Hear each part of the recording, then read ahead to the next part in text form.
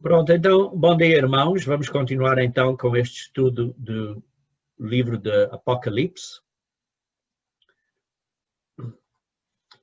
Hoje vamos dar o estudo acerca da igreja, da carta à igreja de Tiatira, e vou começar com uma revisão breve. Eu gosto sempre de começar com uma revisão breve, por isso hoje vai ser uma revisão breve.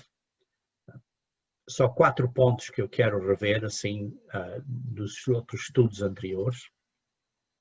Primeiro foi que o gnosticismo, ou estas ideias pagãs que vieram desta sabedoria e deste intelectualismo, começou a infiltrar-se dentro da igreja no primeiro século. Isso depois vimos que o estudo das cartas às igrejas, que eram igrejas locais ou congregações locais durante esse período, mas também simboliza a história da igreja durante os séculos até hoje. E por isso a mensagem aí era que ao vencedor da era de Éfesos foi-lhe prometido receber da árvore da vida, quer dizer, comer da árvore da vida, porque mantiveram-se fiéis à doutrina e rejeitaram esta influência pagã. No entanto, deu uma correção para não perderem o primeiro amor. A segunda carta, a carta da era de Esmirna, foi-lhe prometido que não receberiam o dano da segunda morte, não teriam a segunda morte, pois, embora tinham sido perseguidos pelo gnosticismo, tinha afetado o mundo e que veio a ser o que hoje se chama a Igreja Católica, embora foram perseguidos, eles não se desviaram da verdade.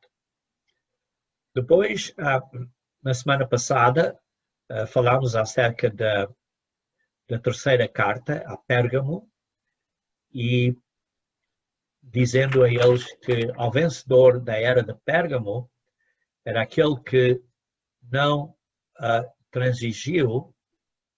Esperem um pouco, eu reparei que tenho aqui uma coisa que tenho que alterar.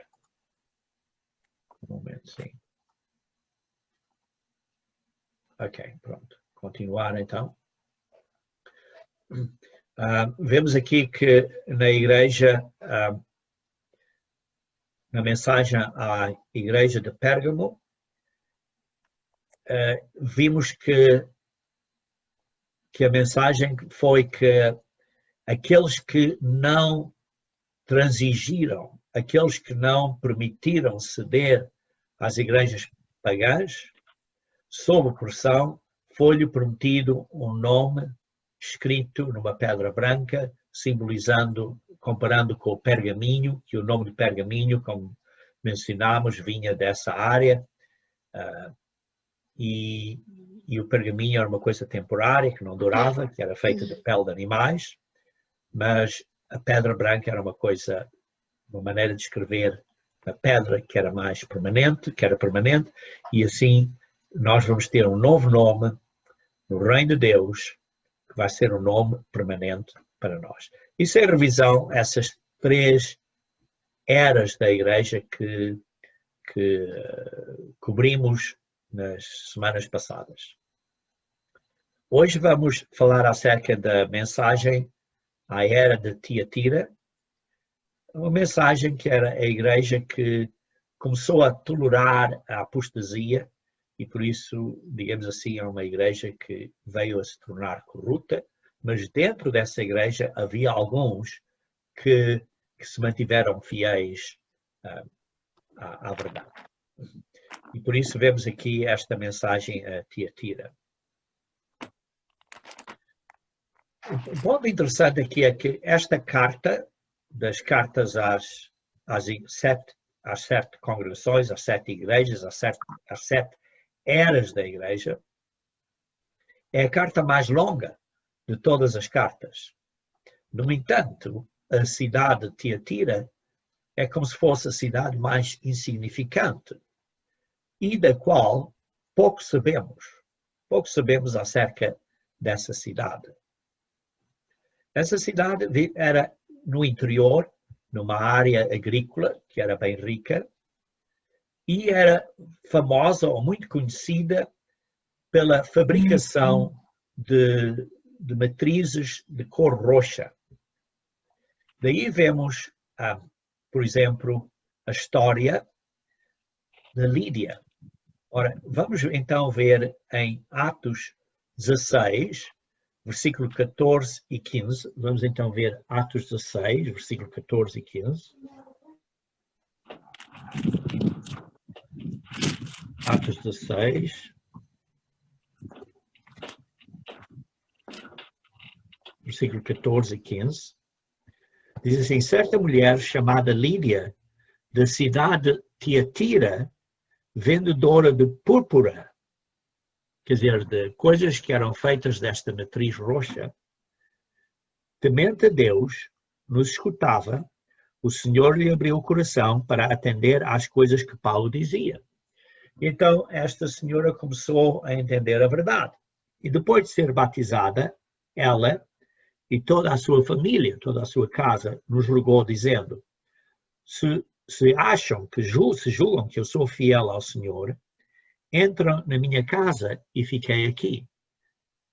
E nos constrangeu fazer isso. É uma senhora que tinha um negócio, um comércio que tinha tido bom sucesso deste tecido roxo que vinha da cidade de Tiatira, digamos assim, que, por exemplo, fosse um importador, exportador ou coisa assim, e ela tinha uma boas condições físicas e por isso tinha uma casa onde eles podiam ficar lá e convidou-os a ficar na casa dela.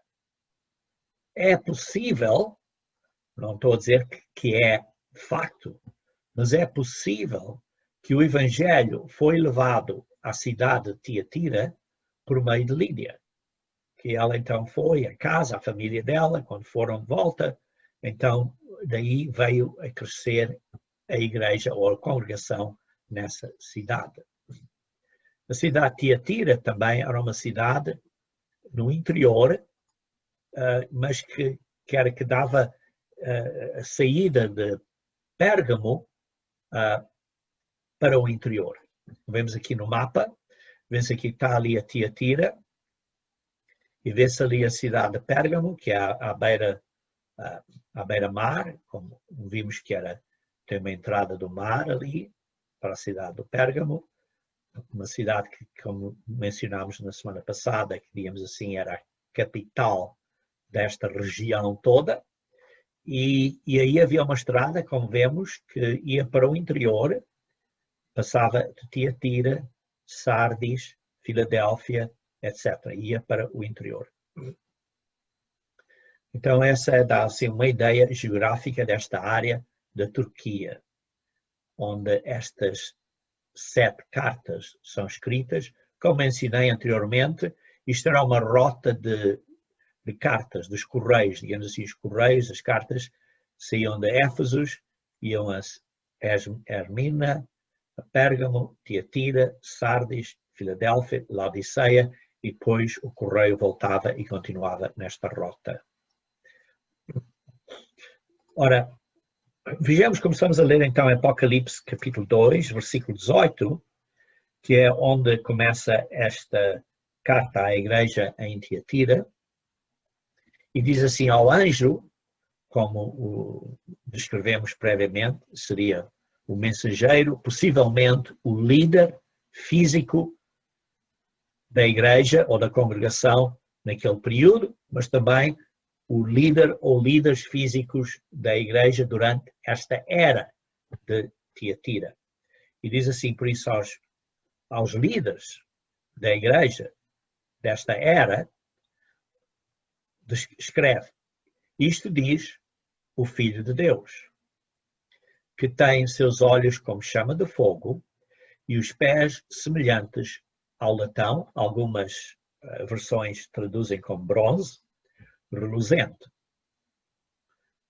Um ponto interessante aqui é que a palavra Filho de Deus é mencionada, e esta é a única vez que Jesus Cristo é referido como Filho de Deus no livro do Apocalipse.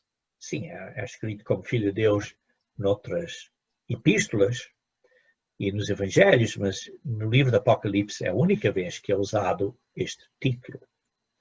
É interessante porque o que sabemos é que durante esta era da Igreja, foi uma era em que houve uma grande influência deste gnosticismo, dessas pessoas que se diziam que eram cristãos, mas conforme a história da Igreja se foi desenvolvendo, este período da Igreja de Tiatira é, digamos assim, a Idade Média.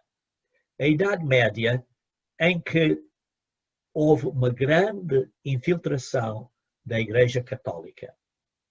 E, como sabem, a Igreja Católica apresentou uma grande adoração a Maria. E assim, Cristo aqui nesta carta não é mencionado como filho do homem. Digamos assim, comparando com não sendo como filho de Maria, quer dizer, não está a ajudar esta ideia pagã da adoração a Maria, mas diz aqui que é filho de Deus. E por isso está a dar aqui outro toque, digamos assim, sutil, mas é esta influência católica que estava a existir. Também, aqui diz que tem seus olhos como chama de fogo e os pés semelhantes ao latão, ao bronze. Ora, vemos uma descrição semelhante no capítulo 1, começando no versículo 12 a 15. Vamos então ver Apocalipse, capítulo 1, versículo 12 a 15. Diz assim: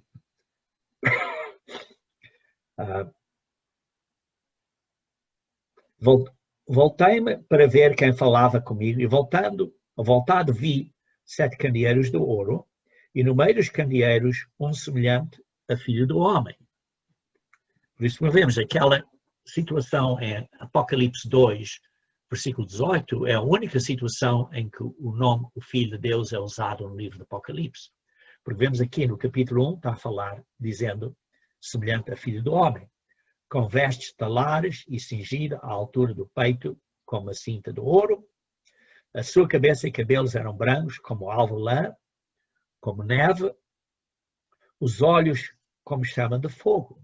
Vemos aqui uma descrição semelhante a Apocalipse 2, versículo 18. Os olhos como chama de fogo. E veja no versículo 15 também. Os pés semelhantes ao bronze polido, ou ao latão polido, como que refinado numa fornalha, a voz como voz de muitas águas. E por isso vê-se aqui em Apocalipse 2, versículo 18, uma referência a Cristo, Filho de Deus, e como ele sendo aquele que tem os olhos, que consegue ver tudo, não só as coisas por fora, mas as intenções do coração, para ser um juiz justo, e os pés semelhantes ao latão, que representa assim um brilho, uma glória, um brilhar, e assim vê-se aí um juiz glorioso. Ora, durante este período, é importante notar que a Igreja tinha-se espalhado por várias regiões. Durante estes anos, desde os dias dos apóstolos, a Igreja tinha-se espalhado por várias regiões. Pela França, pela Espanha, pela Inglaterra, por Portugal, Espanha, Portugal, está claro, a Ásia, Índia, Filipinas, estava espalhado por todo o mundo e outros países. E conforme a influência da Igreja Católica foi se espalhando nestes países, havia sempre pessoas que eram, digamos assim, mais fiéis à Bíblia, mas mesmo assim estavam a tolerar a apostasia, porque estavam a ser afetadas pela Igreja Católica. E por isso vê-se um período em que a igreja, que as pessoas estavam a ser afetadas pela apostasia em grande parte. Por isso, muitas pessoas eram sinceras, eram boas pessoas, tinham muito amor, mas começaram a, como disse na semana passada, a transigir ou a se ajustar ou a ceder ou sincretizar com as doutrinas pagãs. E por isso, debaixo dessa pressão, permitiram certas coisas serem desviadas da doutrina pura. E por isso se tornou uma igreja corrupta, que tolerou a apostasia. Continuando aqui, neste versículo 18, o que aconteceu é que durante esse período, aliás, durante o período anterior, que foi o período de Pérgamo, que lemos e estudamos na semana passada, houve muitas pessoas que se começaram a espalhar para outras áreas da Europa, que mencionámos, como os burgomilos e os paulitanos. Houve essas pessoas que fugiram, escapando à perseguição que estava a existir. Uns deles, pelo menos os paulitanos, temos evidência clara, mas acredito que também os burgomilos também eram, mas temos evidência clara que eles eram sabatarianos, que observavam o sábado do sétimo dia. Ora, conforme os anos foram passando e movemos então para a história da era de Tiatira, lá para cerca do ano 1000 da era corrente, então vemos que ao início dessa era, cerca dos anos 900 ou cerca dos anos 1000, na área dos vales dos Alpes e dos Pirineus, vieram a ser chamados, esses grupos, vieram a ser chamados os waldenses. E a palavra waldenses vem da palavra vales, valdenses dos vales. Palavra originalmente nesse período italiana, que digamos assim é uma palavra latim, então também português tem uma palavra semelhante, vales, valdenses, e essas pessoas começaram a ser chamadas dos valdenses. Também foram para a França, em algumas áreas da França, e então começaram a chamar-se os habitantes dos vales. E em francês isso veio a ser a palavra Vaudois, significando habitantes dos vales. E por isso viu-se que começou-se a formar este grupo que veio a ser conhecido como os waldenses, os valdenses, os dos vales. Então, continuando a ler no versículo 19, diz assim: eu conheço as tuas obras e o teu amor e o teu serviço e a tua fé e a tua paciência. E vemos pessoas que tinham amor, que eram servos, tinham fé e tinham paciência. Pessoas que estavam a ser fiéis e estavam a ser pacientes. E depois dizia que as tuas obras, últimas obras, são mais que as primeiras. Porque inicialmente houve certos grupos de waldenses que fizeram uma boa obra, mas alguns séculos depois houve, digamos assim, uma segunda ou terceira geração de waldenses que ainda fizeram uma obra maior. Ora, este grupo de waldenses também eram conhecidos com outros títulos, e há vários títulos. Eu estou só a mencionar aqui alguns dos títulos que eles tinham.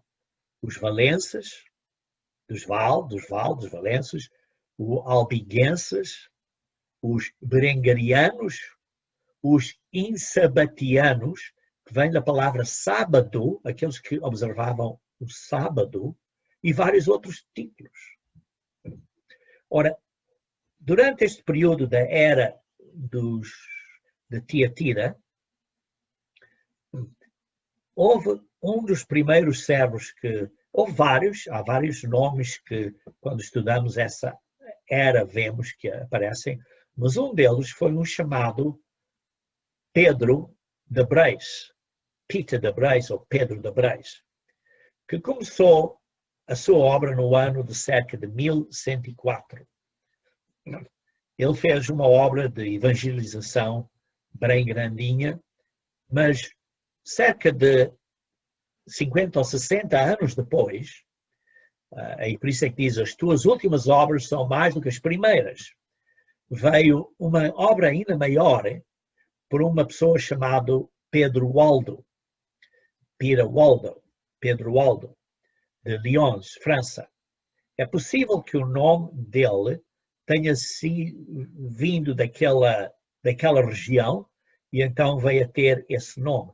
E por isso os waldenses não vêm de Pedro Waldo, como algumas pessoas dizem, mas os waldenses já tinham iniciado a sua obra antes de Pedro Alto vir à cena.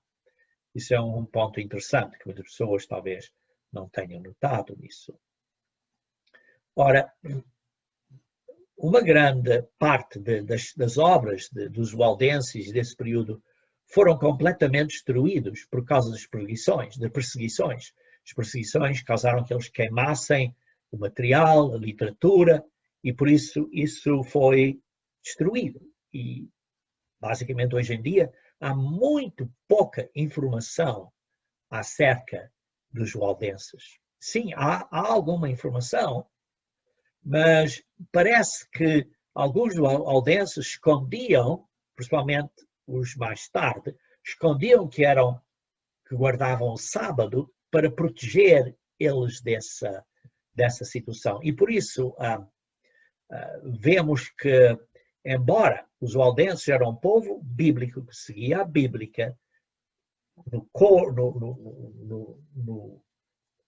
parte central, no parte principal dessas pessoas. Sim, havia pessoas aos lados, de fora, assim, que já não eram assim tão fiéis. Mas aqueles que eram o centro, o âmago dos waldenses, observavam o sábado como dia de descanso e fizeram isso por vários séculos. No entanto, os waldenses, a história dos waldenses moderna, nega este ponto da origem deles. Interessante, não sei se sabem, mas eu conheço um irmão, aliás, ele é o marido da irmã, que esta irmã se casou com um dos meus filhos. Está a ver, um dos meus filhos está casado e a irmã dela casou-se com um homem que era da congregação dos waldenses e membros da família dele ainda existem numa congregação que se chama waldenses nos Estados Unidos, aqui nos Estados Unidos. Interessante.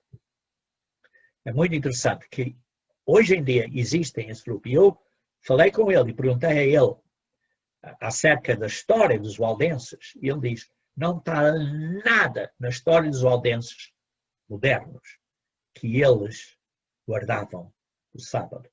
Mas quando se pesquisa, encontra-se que de facto eles guardavam o sábado. Mas simplesmente é um ponto interessante para vosso conhecimento. Ora, continuando a ler em Apocalipse capítulo 2, versículo 20, diz assim, mas tenho algo contra ti, que toleras Jezabel, mulher que se diz profetiza, ensinar e enganar os meus servos para que se prostituam e comam dos sacrifícios da idolatria. Ora, vemos aqui que Jesus Cristo, nesta carta, tem uma objeção principal a esta era da igreja em Tiatira e usa o exemplo de uma mulher que muito provavelmente existia nessa congregação, digamos assim, no primeiro século ou início do segundo século, que existia nessa congregação, mas que simboliza a era de Tiatira que veio durante a Idade Média. E por isso era essas obras de uma mulher chamada Jezabel. Ora, não se sabe praticamente nada acerca dessa mulher que existia nessa era em Tiatira, mas é possível que houvesse uma mulher numa posição de liderança nessa congregação que tenha sido ensinada por outra mulher, a Lídia, e por isso era possível que a Lídia foi à cidade de Tiatira, ensinou isso, e a família dela, porque ela era uma pessoa fiel, e então, através dessa outra mulher, que é aqui chamada Jezabel, ela se autodenominou, diz aqui, que se diz profetiza, que se fez a si própria profetiza, e começou a enganar os servos. E ela usou a desculpa, olha, a Lídia veio cá e trouxe-nos isto, e por isso eu posso também ser uma líder na igreja. E por isso vê-se este engano, esta apostasia que existia na igreja de Tiatira, até o ponto de ter uma, digamos assim, naquela congregação, uma liderança que não é da maneira que Deus quer. Deixa pôr simplesmente desta maneira. E por isso, embora ela reclamasse ou chamasse que tinha o título de profetisa, por outro lado, ela incitou os cristãos nessa congregação de Tiatira a continuar com a adoração deles de ídolos, a adoração pagã. E por isso estava nessa congregação de Tiatira a incitar ou proclamar essa falsa ensino, essa apostasia. E esta mulher em Tiatira era simbólica da Jezabel do Antigo Testamento. Então vamos ler alguns pontos aqui acerca da Jezabel do Antigo Testamento, que é em 1 Reis, capítulo 21. 1 Reis, capítulo 21. Vamos começar a ler do versículo 1, diz assim: sucedeu depois disto o seguinte: Nabote, o jezreelita, possuía uma vinha ao lado do palácio de Acabe, o rei de Samaria. Ora, Samaria era o reino do norte, isto era Israel. E ele tinha, ao lado do palácio de Acabe, o rei de Samaria, tinha em Jezreel. E disse o rei Acabe a este jezreelita Nabote, disse: dá-me a tua vinha para que me sirva de horta, pois está perto, ao lado da minha casa, e então eu dar-te-ei por ela outra melhor. Ou, se for do teu agrado, vou-te até dar dinheiro, seja qual for o valor dela. Vê-se esta sutileza. Olha, tenho uma coisa melhor e até te vou dar dinheiro por isso. Porém, Nabote disse a Acabe: guarda-me o Senhor de que eu dê a herança dos meus pais. Sim, porque lembram-se que a história é que quando foram para a Terra Prometida, as várias famílias receberam terrenos ou herança, que era a herança dos seus pais. E por isso disse: não, eu não vou fazer isso. Então Acabe ficou muito aborrecido, diz assim, veio desgostoso e indignado para a sua casa por causa da palavra que Nabote, o jezreelita, lhe tinha dito, lhe falara, quando disse: não te darei a herança dos meus pais. E ele então, o rei, deitou-se na sua cama, voltou o rosto e não comeu pão. Estava mesmo, digamos assim, muito chateado, digamos assim. Porém, vindo Jezabel, a sua esposa, a sua mulher, ter com ele, lhe disse: que é isso que tens assim desgostoso o teu espírito e não estás a comer pão? Por que estás assim tão aborrecido? Então o rei disse a ela, porque falei a Nabote o Jezreelita e lhe disse, dá-me a tua vinha por dinheiro. Ou, se te apraz, dá-me outra em seu lugar. Porém ele disse, não te darei a minha vinha. Então Jezabel, a sua mulher do rei, lhe disse, governas tu com efeito sobre Israel? Então tu não és o rei? Como rei não podes estar a dizer às pessoas, podes dizer às pessoas fazerem o que queres que faça. Quer dizer que, vê-se aqui este ensino errado,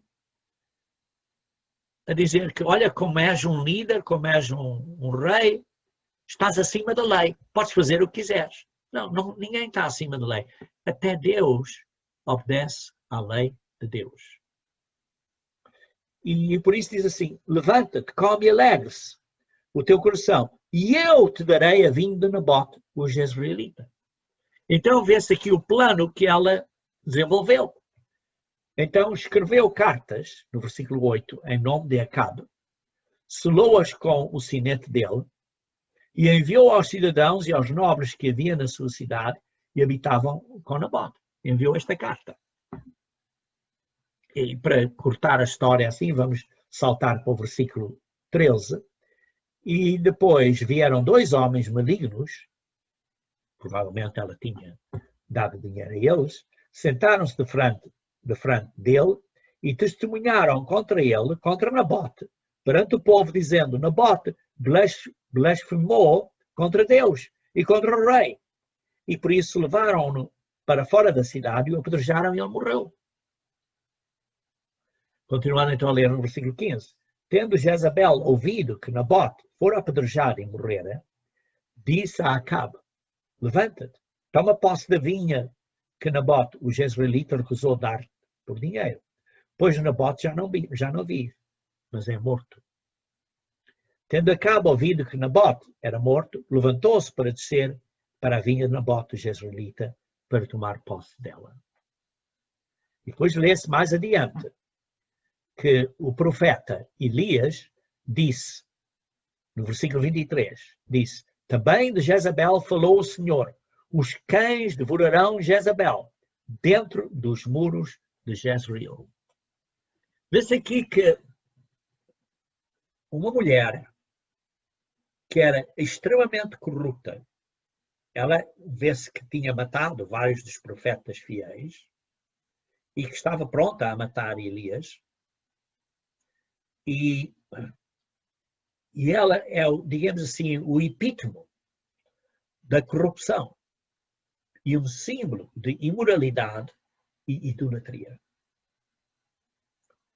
E por isso é usado Jezabel como esta mulher que possivelmente existia nas eras de Tiatira, esta mulher que existia, não sabemos o nome dela, e que usou o exemplo dela para demonstrar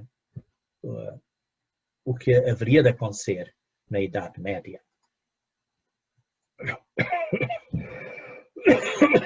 Perdão. Por isso, a participação na adoração de ídolos e de comer coisas oferecidas aos ídolos pronuncia o afastamento, está a dar este exemplo do que havia de acontecer durante o período da Idade Média, que se iam afastar da doutrina bíblica do sacrifício de Cristo, que foi um sacrifício completo. Cristo morreu e foi um sacrifício, e não há necessário de haver mais sacrifícios. E aqui vê-se que a Igreja pagã veio introduzir uns ensinos que, como que este sofrimento de Cristo não foi completo, que é uma doutrina de que é preciso ter cuidado. Vejamos como o sacrifício de Cristo é completo. É completo para nos curar e para nos perdoar todos os pecados. Não é preciso haver outro sacrifício. Sim, sabemos que Paulo diz que nós preenchemos, e ele preencheu o sacrifício do corpo de Cristo, porque nós, como membros da igreja, temos também de sofrer para aprendermos lições através do sofrimento, para aprendermos a perdoar as outras pessoas. Mas o sacrifício de Jesus Cristo era um sacrifício completo. Vejamos em Hebreus, capítulo 10, versículo 1 a 4. Hebreus, capítulo 10, versículo 1 a 4. Hebreus 10 é um capítulo muito importante para nós entendermos, e por isso, neste momento, quero dedicar um bocadinho de tempo a Hebreus, capítulo 10. Vamos começar a ler do versículo 1. Ora, visto que a lei tem sombra dos bens vindouros, como é que a lei pode ter sombra dos bens vindouros? É porque está a falar a lei cerimonial, a lei de sacrifícios. A lei cerimonial das cerimónias dos sacrifícios era uma sombra do sacrifício de Cristo, de bens vindouros. Não a imagem real das coisas. A realidade, o verdadeiro sacrifício é Cristo. Nunca jamais pode tornar perfeitos os ofertantes. Agora vemos que aqui está claramente a falar da lei de sacrifícios, que eles estão a oferecer os sacrifícios. Com os mesmos sacrifícios que ano após ano, perpetuamente, eles oferecem. Sim, ofereciam sacrifícios à manhã, ofereciam sacrifícios à tarde, ofereciam sacrifícios aos sábados, ofereciam sacrifícios aos inícios dos meses e ofereciam sacrifícios durante as festas anuais. E principalmente, o que está aqui a dizer é que faziam os sacrifícios de dia após dia, de ano após ano, e nunca perdoava as pessoas, porque estes sacrifícios eram só uma sombra do verdadeiro sacrifício que é Cristo. De outra sorte, não teriam cessado de ser oferecidos. Sim, se de facto esses sacrifícios fossem um sacrifício completo, então não seria necessário continuar a fazer os sacrifícios anualmente. Porquanto os que prestam culto, tendo sido purificados uma vez por todas, não teriam consciência dos pecados. Isto é, se uma pessoa estivesse a fazer o culto, desse um sacrifício, e o sacrifício fosse completo e permanente, não teriam consciência de pecados e por isso não teriam que estar a sacrificar de novo todos os anos e fazer sacrifícios anualmente e semanalmente e diariamente.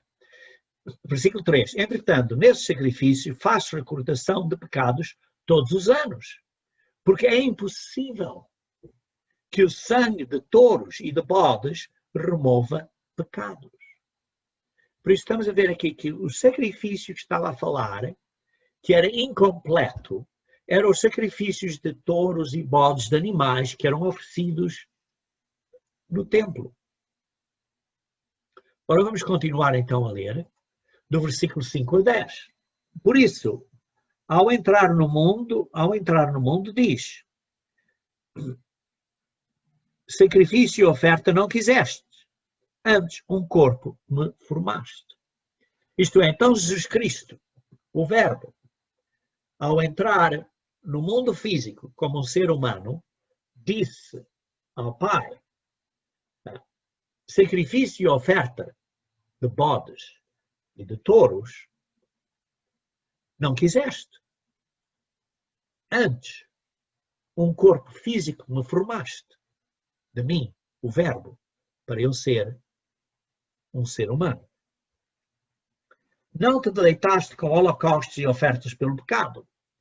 Esses holocaustos, que era queimarem o sacrifício completamente, e várias outras ofertas, não eram suficiente para perdoar o pecado.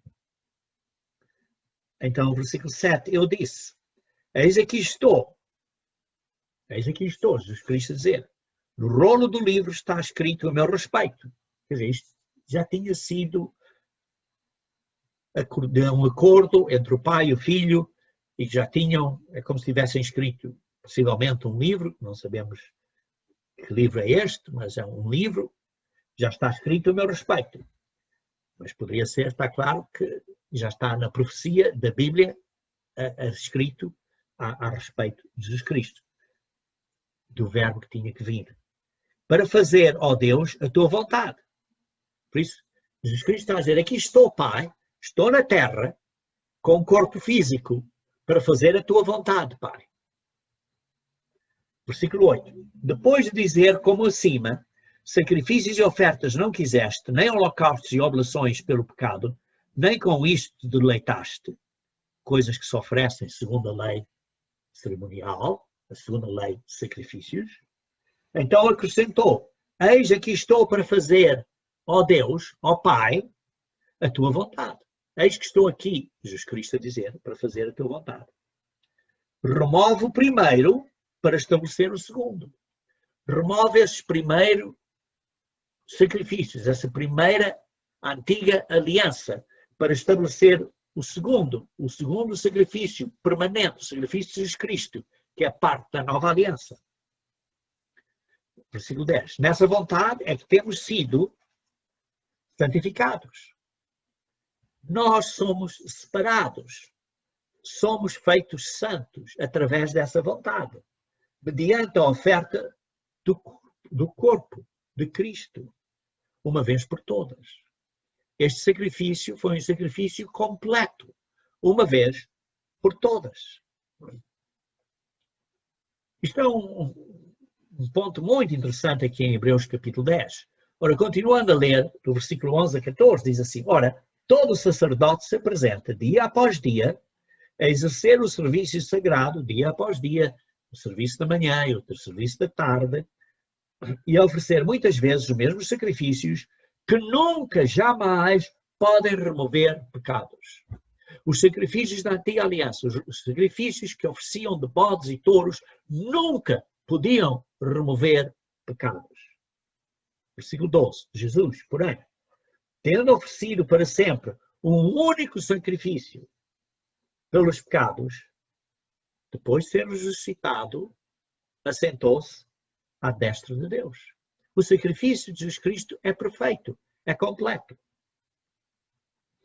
Aguardando daí em diante, Jesus Cristo está aguardando daí em diante, até que os seus inimigos sejam postos prostrados dos seus pés, porque com uma única oferta, Jesus Cristo, através do seu sacrifício, com uma única oferta, aperfeiçoou para sempre.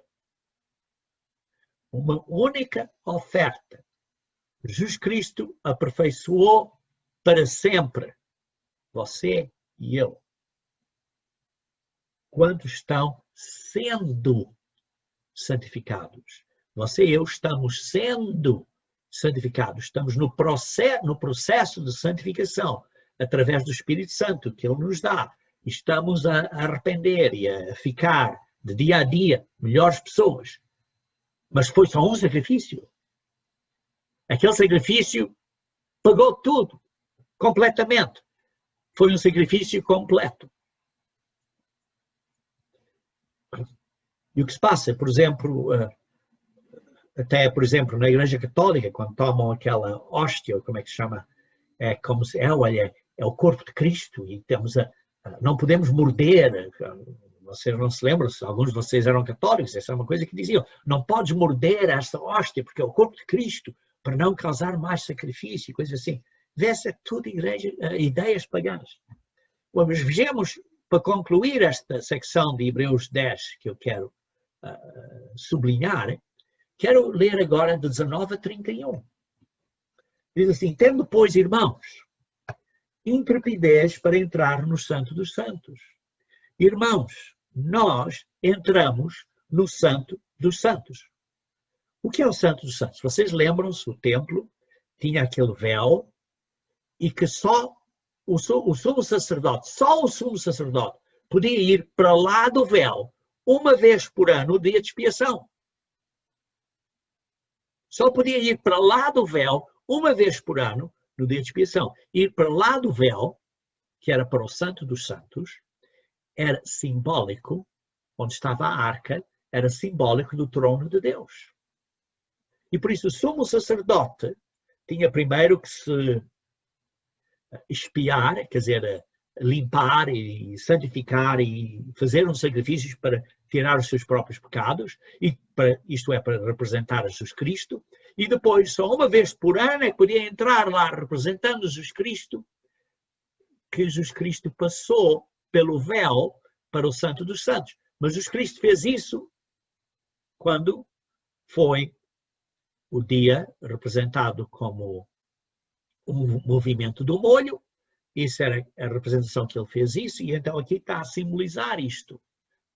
E vemos aqui que Jesus Cristo entrou uma vez e já tem acesso, e nós agora, você e eu, nós agora, temos acesso ao trono do Pai, ao trono de Deus, com Jesus Cristo ao seu lado direito, a qualquer momento. A qualquer momento. Não é somente quando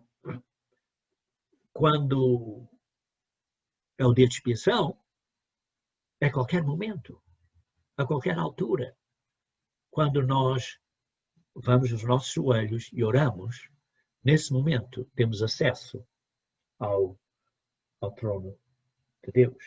Por isso assim, tendo, pois, irmãos, intrepidez para entrar no Santo dos Santos. Por isso temos esta coragem, temos esta benção de agora podermos ir ao verdadeiro trono dos Santos, do verdadeiro trono de Deus. Como? Pelo sangue de Cristo, pelo sacrifício de Cristo. E como? Pelo novo e vivo caminho.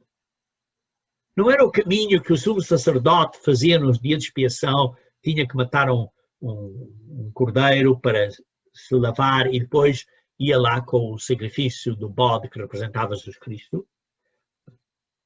Não, nós aqui podemos entrar a qualquer momento. Isto é, por um novo e vivo caminho que ele, Jesus Cristo, nos consacrou através deste véu, isto é, pela sua carne, pelo seu corpo que ele deu a nós.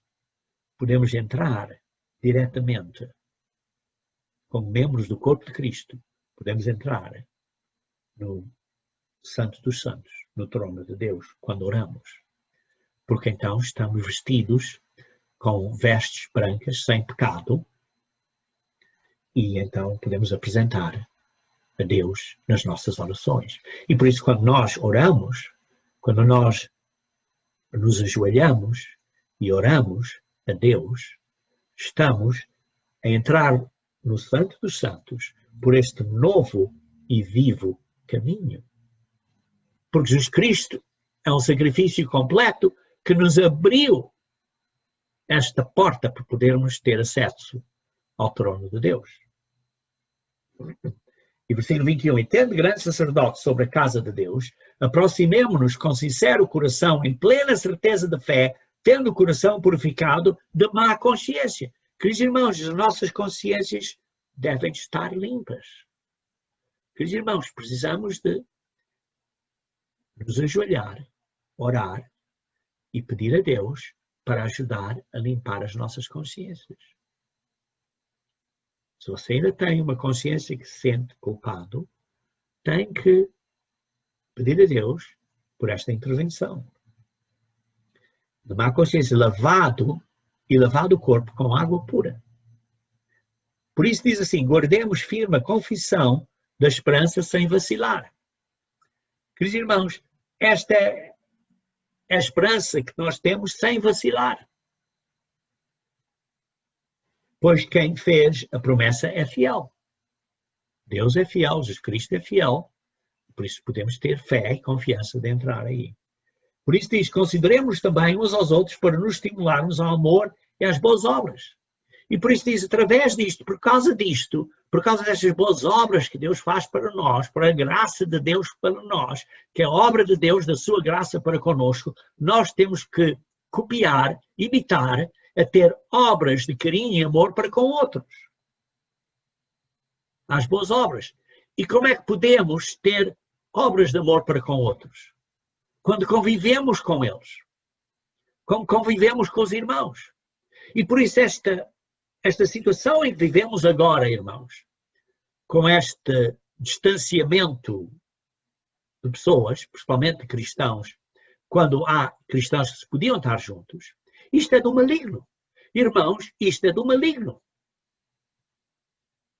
Porque está a dar até alguns irmãos que se podem reunir, que se podem, por exemplo, congregar durante a festa, por exemplo, estão a usar desculpas para não se congregar durante a festa. Eu já vi irmãos a fazerem isso. Sim, precisamos ter cuidado. Precisamos ter cuidado de não infectar outros, fazer tudo quanto podemos. Mas, queridos irmãos, consideremos cuidado diz assim, consideremos uns aos outros. E por isso diz no versículo 25, não deixemos de congregarmos-nos, como é costume de alguns. Antes façamos encorajamento, admoestações, e a juntarmos, a nos congregarmos como membros da Igreja de Deus, do corpo de Cristo espiritual, da verdadeira Igreja de Deus. Precisamos de fazer tanto quanto possível para nos congregarmos. Porquê? Principalmente conforme o dia se aproxima. Irmãos, o dia da vinda de Cristo, de dia a dia, está mais perto. Está mesmo perto. Mas veja como continua. Não para aqui. Não para aqui. Por isso é que eu escrevi isto, como vê aí no ecrã, até o versículo 31. Porque não para aqui. Diz assim, porque, por esta razão, qual razão? A razão de não nos estimularmos ao amor. A razão de deixarmos-nos congregar. Porque se vivermos deliberadamente em pecado. Sim. Geralmente pensamos este ponto acerca de vivermos em pecado.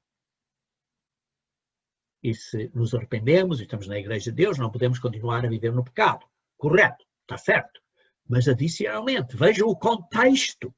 Ele está a falar no contexto de termos um novo caminho de aproximar ao trono de Deus e por causa da graça que Deus nos dá, nós temos que demonstrar graça para com os outros e ser misericordiosos e de dar uma oportunidade de estimularmos um ao amor, com carinho, com amor, com cuidado, como dizemos coisas aos outros. E para podermos fazer isso, temos que nos congregar para saber quais são os problemas das outras pessoas. E se não podemos congregar, porque as pessoas vivem muito longe, telefonem, falem uns com os outros, estejam em contato uns com os outros, para podermos saber quais são os problemas que as pessoas têm e podermos orar por eles. E por isso diz, porque se vivermos deliberadamente em pecado, quer dizer que se não estamos a fazer o que seja possível para ter o amor para com o próximo, o que inclui não estamos a congregar-nos quando devemos e podemos congregar, então, depois de termos recebido o pleno conhecimento da verdade, já não resta sacrifício pelos pecados. Pelo contrário, certa expectação horrível de juízo e fogo. E por isso diz-se, se há um grande castigo no Antigo Testamento, que as pessoas eram apedrejadas, quando mais no Novo Testamento, se estamos, digamos aí, a ultrajar e a dizer mal do que Deus fez por nós. Por isso aí está um grande ponto de aviso, de termos cuidado como nos comportamos, como encorajamos os irmãos uns aos outros e como tratamos um ao outro, porque estamos a falar aqui de um novo e vivo caminho de ter acesso a Deus, e para termos este acesso a Deus, temos que copiar a Ele na sua graça e no cuidado de uns irmãos para com outros. E por isso vemos aqui que havia um problema na igreja em Tiatira. Então diz que Deus, através de Jesus Cristo, disse que deu tempo para esta mulher se arrepender. Vemos que este período da Idade Média foi bem grande. Houve tempo para eles se arrependerem, mas não se arrependeram. Não se arrependeram desta prostituição. E por isso, vê-se, diz assim, eis que porei numa cama, e sobre os que adulteram, com ela virá grande tribulação, se não se arrependerem das suas obras. Ora, irmãos, nesta não é a grande tribulação de que falamos no tempo do fim, mas vai haver uma grande tribulação, e houve durante este período da Idade Média. Como vemos, Deus deu tempo para se arrepender, e fala aqui de uma cama, diz aqui que veio numa cama, mas não é uma cama onde o pecado é cometido, o pecado de adultério e isso, mas é uma cama de dor e sofrimento. Uma cama de grande tribulação. Um ponto interessante aqui, geralmente é falado de fornicação, mas neste caso está a falar de adultério. Porque está aqui uma violação do voto do casamento. Isto é, da aliança, do pacto entre o marido e a mulher. E neste caso o pacto entre nós e Deus, a nova aliança. E uma violação da nova aliança é adultério. Seguindo a apostasia, seguindo as ideias ou ensinos incorretos. E depois continuando. E ferirei de morte a seus filhos, e todas as igrejas saberão que eu sou aquele que sonda as mentes e os corações, e darei a cada um de vós segundo as vossas obras. Aqui vemos, pronunciando a história da igreja durante esta Idade Média que eu referi, até ao período da Reforma Protestante. Quer dizer, é cerca de 500 anos, mais ou menos. Naquele período, a igreja tornou-se corrupta, buscando combinar ou sincretizar o verdadeiro cristianismo com a filosofia pagã e ritos religiosos pagãos. Nesse período, também, como mencionámos um pouco antes, houve esta exaltação de Maria ao nível, ao plano de uma divindade feminina. E então vemos que a Igreja experimentou durante este período da Idade Média uma completa depravação bíblica. Havia imoralidade grosseira e fornicação espiritual. E depois diz assim, mas eu vos digo a vós e aos restantes que estão em Tiatira, a todos quantos não têm esta doutrina e não conhecem, como dizem, as profundezas de Satanás, que outra carga não vos porei, mas o que tendes retendo até que eu venha. Aqui é interessante que há um grupo mencionado dentro desta era, dentro desta igreja, há um grupo de pessoas, digamos assim, um subgrupo, que é fiel. Que é fiel. Não seguem a doutrina de Jezabel, como já mencionei, não seguem esta doutrina do sistema religioso de Satanás. Notem que aqui diz, como dizem, as profundezas de Satanás. Ora, vejamos aqui em 1 Coríntios, capítulo 2, versículo 10, onde fala das profundezas de Deus. Por isso, as profundezas de Deus é o que nós temos conhecimento através do Espírito Santo de Deus. Vejamos aqui em 1 Coríntios, capítulo 2, versículo 10. Diz assim, mas Deus nos revelou pelo Espírito Santo, porque o Espírito Santo de Deus, a todas as coisas perscruta, até mesmo as profundezas de Deus. Sim, porque nós sabemos as coisas do homem por causa do Espírito do homem que está no homem. Mas para sabermos as coisas de Deus, precisamos de ter o Espírito de Deus, de Ele estar connosco para entendermos. Porque se não temos o Espírito de Deus, não entendemos as coisas de Deus, tal como um animal que não tem o Espírito do homem, não entende as coisas do homem. Do homem. É preciso ter um Espírito do homem para entender as coisas do homem, é preciso ter o Espírito de Deus para entender as coisas de Deus, as profundezas de Deus. Mas aqui vê-se pessoas que estavam a seguir estes ensinos pagãos, dos quais já mencionámos anteriormente. E por isso diz, apeguem-se ao que têm. Quer dizer, não deixem, não abram a mão do que têm. Guardam e estejam à espera da vinda do Senhor, que é a nossa verdadeira, real, única esperança. E hoje, ao pôr do sol, de hoje, para aqueles que ainda não chegou ao pôr do sol, será daqui a pouco. Aqueles de vocês que já estão no pôr do sol, já estamos no dia das trombetas, que representa simbolicamente o dia das trombetas, o dia do Senhor, que representa não só as 7 trombetas, que é um período, digamos, por um ano, mas representa também a última trombeta, que é a vinda do Senhor, a nossa real e a única esperança.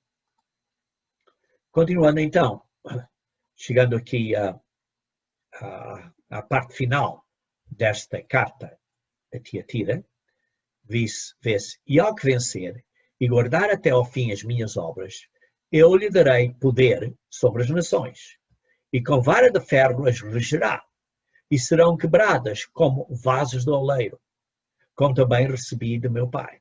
E dar-lhe-ei a estrela da manhã. Quem tem ouvidos, ouça o que o Espírito diz às igrejas.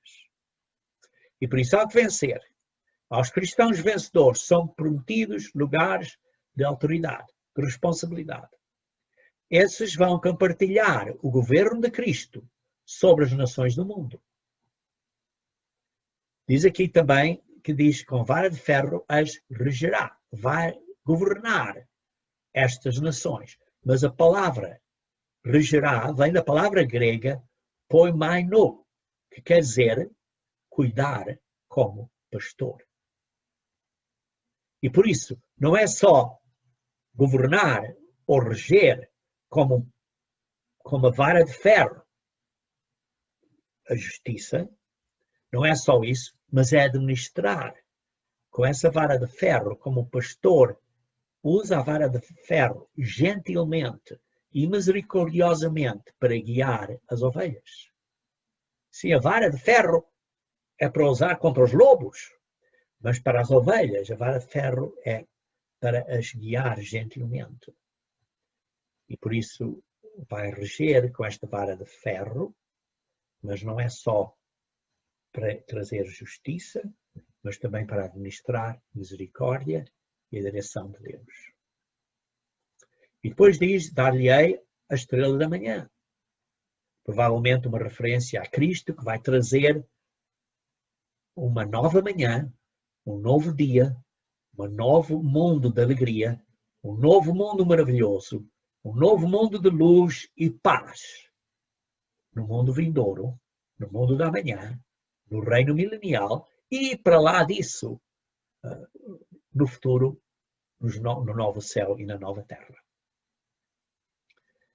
Finalmente, conclui dizendo, quem tem ouvidos, ouça o que o Espírito diz às igrejas. Notem que esta é a primeira vez que esta frase, quem tem ouvidos, ouça o que o Espírito diz às igrejas, é essa primeira vez que nas cartas às igrejas, é a primeira vez que essa frase vem ao fim, em vez de vir antes da promessa. Porque nas outras vezes diria, por exemplo, quem tem ouvidos, ouça o que o Espírito diz às igrejas. E ao que vencer e guardar até ao fim das minhas obras, eu lhe darei poder sobre as nações. Esta é a primeira vez que dá as promessas primeiro e depois conclui, quem tem ouvidos, ouça o que o Espírito diz às igrejas. E por isso, estas instruções são, digamos assim, ainda mais fortemente, são ainda mais sublinhadas, que são endereçadas, são para todos, são para aplicáveis a todos nós. Todos nós temos que ouvir estas instruções, porque estas instruções são para nós também. É o que o Espírito está a dizer a nós hoje em dia.